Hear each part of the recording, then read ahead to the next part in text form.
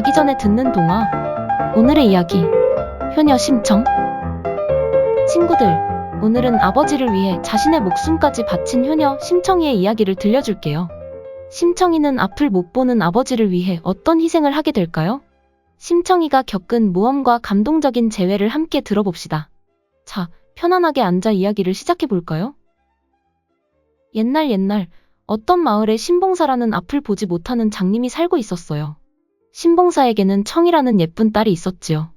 심청의 어머니는 심청을 낳자마자 세상을 떠나셨고, 신봉사는 청이를 안고 다니며 젖을 얻어먹였어요.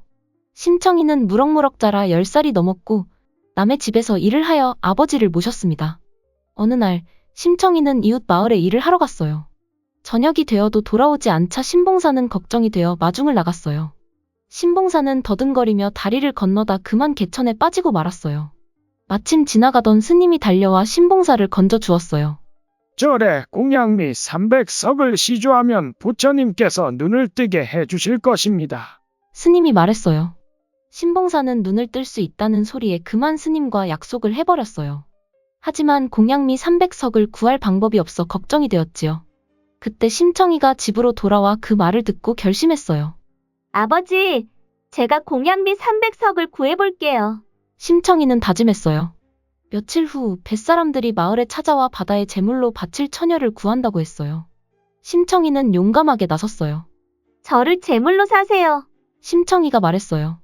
뱃사람들은 공양미 300석과 신봉사가 먹을 쌀과 돈을 주고 심청을 데려갔어요.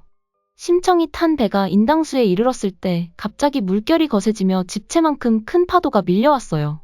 용왕님, 저를 바칠 테니 꼭 우리 아버지 눈을 뜨게 해주세요. 심청은 마지막 기도를 하며 바다로 뛰어들었어요. 심청은 바닷속 용궁 앞에 쓰러졌고 바닷속 선녀들이 심청을 용왕님께 데려갔어요. 너의 효심이 참으로 갸륵하구나. 심청을 연꽃에 넣어 바다 위에 띄워놓아라. 용왕님이 말씀하셨어요.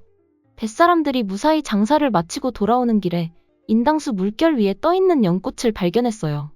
뱃사람들은 연꽃을 건져 임금님께 바쳤지요. 연꽃잎이 벌어지며 아름다운 처녀가 나왔어요. 저는 용왕님께서 보내신 심청이옵니다. 심청이 말했어요. 임금님은 너무 기뻐서 심청과 결혼식을 올리고 왕비로 맞았어요. 마음씨 고운 심청은 훌륭한 왕비가 되었지만 아버지 생각만 하면 눈물이 났어요. 심청의 슬픔을 달래기 위해 임금님은 장님들을 불러 잔치를 열었어요.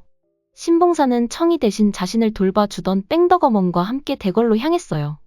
그런데 뺑덕어멈이 그만 노잣돈을 모두 들고 도망가 버렸어요.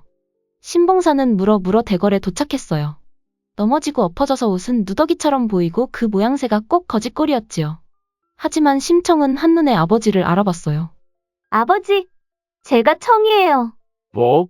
어디 보자. 네가 내 딸 청이라고? 그때였어요. 신봉사는 하도 놀랍고 반가워서 두 눈을 번쩍 떴어요. 청아, 네가 정말 우리 심청이가 맞구나. 신봉사가 눈을 뜨자 심청이는 감격스러워하며 아버지와 꼭 껴안았어요. 아버지, 제가 청이에요. 행복하다, 행복해. 우리 심청이를 다시 만나다니. 그 후 심청이와 신봉사는 대궐에서 함께 살며 행복하게 지냈고 마을 사람들은 효녀 심청의 이야기를 오랫동안 기억하며 존경했답니다. 이제 눈을 감고 심청이의 이야기를 떠올려 보아요. 심청이는 아버지를 위해 자신의 목숨까지 바치는 큰 용기를 보여줬어요.